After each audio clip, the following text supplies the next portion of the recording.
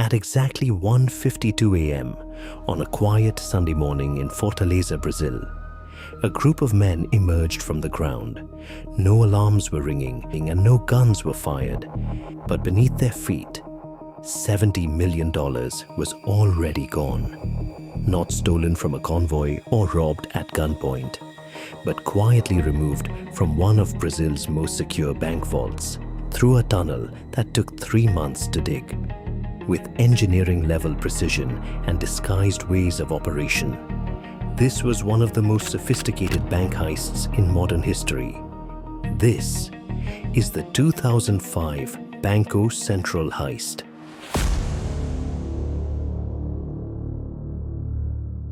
In 2005, the Banco Central branch in Fortaleza wasn't a normal bank. It didn't serve customers, and it didn't have cashiers. It existed for one purpose only: to store old Brazilian currency recently removed from circulation. Inside the building was a vault reinforced with steel and concrete, guarded by armed security, alarm systems, motion detectors, and thick concrete flooring designed to stop drilling. Inside that vault sat 164 million Brazilian reais, worth about $70 million at the time. To criminals, this vault wasn't just secure, it was untouchable, or so everyone thought. Most bank robbers think vertically: doors, windows, guards. But the men behind this heist thought horizontally. Actually, they thought underground. Instead of fighting security, they decided to avoid it completely. Their plan was simple in theory and insane in execution. Dig a tunnel from a nearby building directly into the vault, but tunnels collapse, they flood, they trigger vibrations. So this couldn't be a rough hole in the ground. It had to be engineering-level precision. A few blocks away from the bank, the criminals rented a small building. A sign went up: Grama Sintética, artificial grass and landscaping services. Every day, workers moved in and out, working in shifts. They carried tools and bags of soil. No one questioned it. The building's front was painted green, and gang members began advertising the company's services to neighbors. To the neighbors, it looked harmless. After all, landscaping businesses move dirt. So as not to arouse suspicion, the robbers even purchased a white van, left outside the house on Rua 25 de Marco, with a logo of the gardening business painted on its side. What no one knew was that beneath the building, a tunnel was growing longer every night. The tunnel stretched 78 meters, about the length of a football field. But this wasn't a crude tunnel. It was professionally reinforced with wood, ventilated, electrically lit, and wide enough to move carts. The dirt was carefully removed in bags, disguised as landscaping waste. It was a construction project disguised as a crime, and it took over 3 months. On the night of August 6th, the tunnel finally reached its destination, the floor of the Banco Central vault. From below, the criminals drilled upward through thick reinforced concrete. No alarms went off. Why? That's the mystery.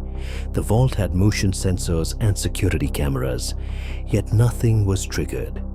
Investigators later said the security system failed to function properly, and exactly how the thieves bypassed it has never been fully explained.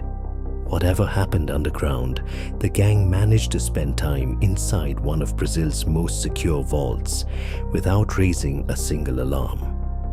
Once inside, they worked for hours. They didn't rush.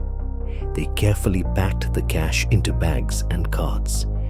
By the time they were done, 164 million reais was gone.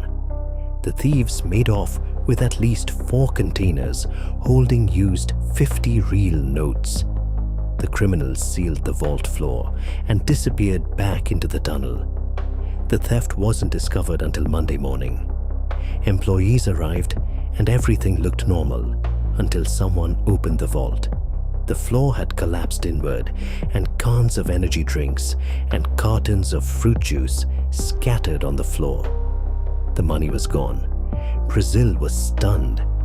Police called it the most daring and sophisticated robbery in the country's history. The central bank had been robbed without knowing it was under attack. At first, there were no suspects, no fingerprints, no cameras, no witnesses. But criminals talk, and money leaves a trail. As investigators followed the money trail, a picture of the organization began to emerge.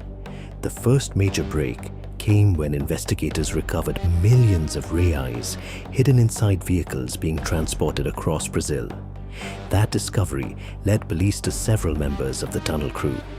Among those arrested were Pedro José da Cruz, known as Pedrão, Anselmo Oliveira Magalhães, or Cebola, and Leonel Moreira Martins, also known as Leonel Alcântara Melo.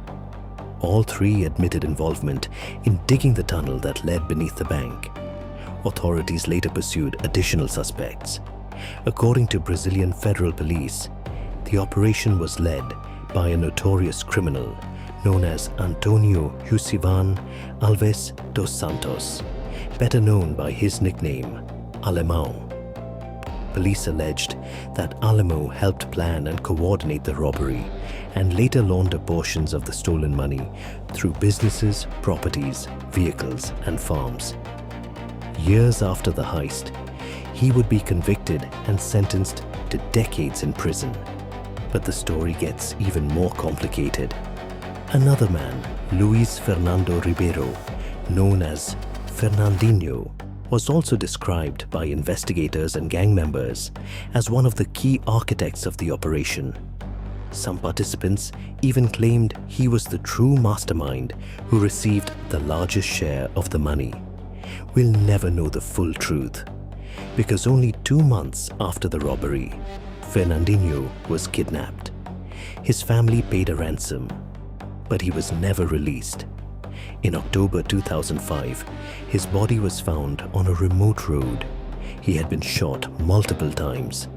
Investigators believed his murder was directly connected to the stolen fortune. As the years passed, the investigation expanded dramatically. More than 100 people would eventually be investigated, dozens convicted, and millions of reais recovered. Yet most of the money vanished forever. The Banco Central heist changed everything. Banks worldwide began reinforcing floors, installing underground sensors, and redesigning vault security. It proved something terrifying. The strongest defenses mean nothing if you're guarding the wrong direction. This wasn't just a robbery, it was a lesson. A reminder that sometimes the most dangerous criminals don't come through the front door. They come from beneath your feet. Was this the perfect crime? Or did greed turn genius into bloodshed?